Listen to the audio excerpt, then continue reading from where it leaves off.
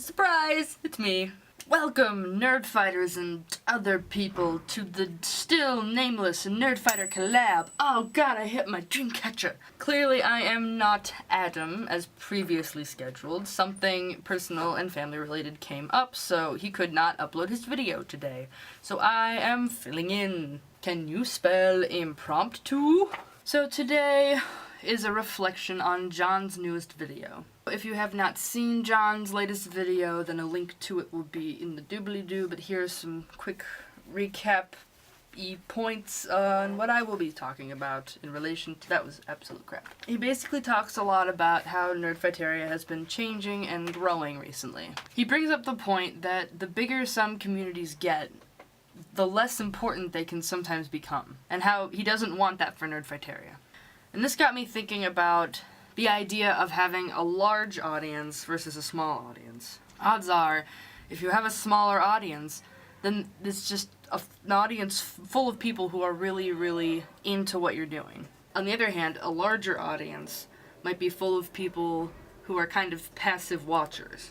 He hopes that as the community grows, it will continue to be filled with people who are really, really into what Nerdfighteria stands for. But more on that in 1 second. There's also a quote from John's newest video that I personally really liked. Fame isn't very fulfilling, but what is tremendously fulfilling is the opportunity to make stuff you like with people you like. Now this got me thinking about a personal realization I made just last week. Okay, so last week I put out a video that was a response to an essay tweeted by a YouTuber that I really, really like. His name is Rugnetta, and he is the host of the Idea channel, which is brilliant, and if you don't know what it is, you should go watch it immediately. Links.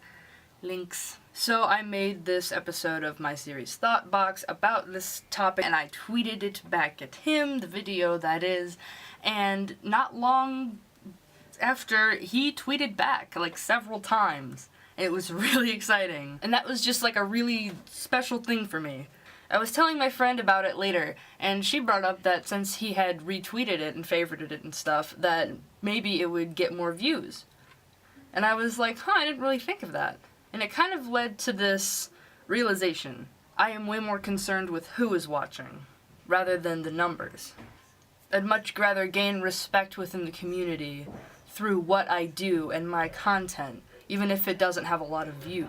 Now, I'm not gonna try and kid you and say that I don't look at my views. I do look at my views too much. It's kind of an addictive thing.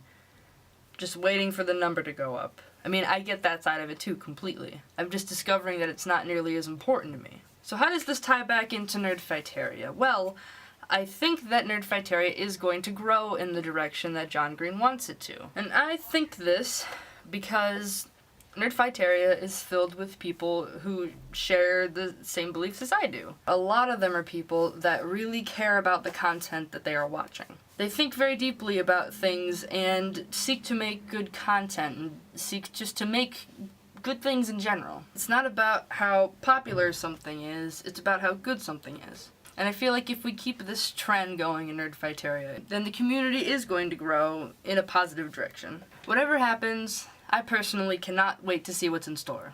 Thanks for watching, everyone. DFTBA. And Sam, I will see you on Thursday. And Adam, I hope everything sorts out okay, and I will see you later in the week at some point.